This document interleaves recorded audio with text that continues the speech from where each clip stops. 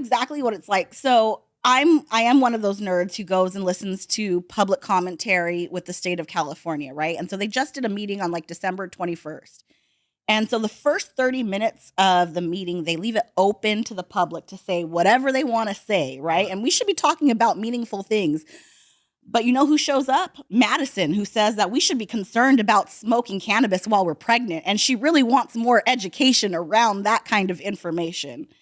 And then who else shows up is Karen talking about the ingestion of cannabis by minors because it's left out by parents. And so we're having these conversations, and there's responsibility by parents on this, first of all. Like, you should be talking to your kids about this. Like, why are we not having these conversations with our kids about them? But there's also a lack of understanding about cannabis, which that just shows, like, the general consumer is so worried about these superficial things when on a federal level, we cannot research if cannabis hurts babies or not. Right. Because it's not federally legalized. So you cannot say that as a fact because there has not been enough studies to really say. Because I would say arguably that there's plenty of women out there who suffer from, it's called like hypermesis gravidarium. Like, you're throwing up the whole time. Right. You can't keep anything down. You're losing weight. My wife went through that with with both kids though, especially with my son. And you smoke a little weed and all of a sudden you can keep something down.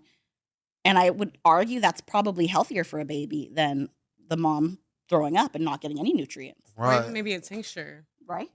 Like, you know, if you're concerned about smoke, which is understandable, they have tinctures, you know, things like that. The conversation's so big to have, and like, we're just using all the wrong measuring sticks to have this conversation is what I feel. Right. So look, tell everybody where you from and how did you find your love for cannabis though, and like how old were you and stuff? So I'm from East LA. My family is from El Monte. Okay. And my love for cannabis, I have such a weird story with it. So my real dad, he went to jail for drugs, selling cannabis. Some of my earliest memories are drug transactions that I should not have been a part of. Right. So I went through school being exposed to DARE, and then all of a sudden thinking everything about this drug was bad. Like, it fucked up my head. Like, in a way. Yeah. There was judgment. There was actually, it was worse for my mom, who was the single mom working 2 jobs, putting me through a private school, and she smoked a little pot, and I'd be like, "You're a drug addict." No, I'm trying to relax. Right. You going to private school, Mija? Literally. Don't worry about this little joint. It created issues, but I saw my mom smoking continuously through my childhood. At age 15, she caught me smoking. And she gave me the go-ahead. Let me be honest. She just gave me the go-ahead. Do it.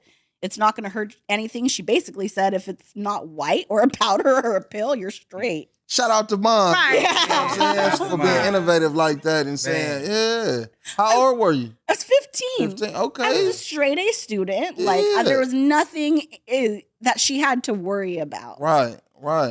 So I fell in love with it. I started growing it in my closet, and eventually, I got in trouble. When you was 15? Yeah. She been knew the best way to smoke. Right. First in, I was like, she sees dollar signs. She's like, this is my baby. Right.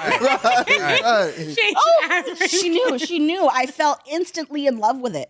I read a book by a grower whose name is Todd McCormick. He's still really popular today. Yeah. And it was How to Grow Marijuana. And it teaches you a 3-room system. And it's like the basics, right? Okay. And I copied it. And how successful was that? Because it's a very bougie plant. It was not successful for a 15 through a 17-year-old. But it sustained like my personal use, right? Okay. That's all it is. Yeah.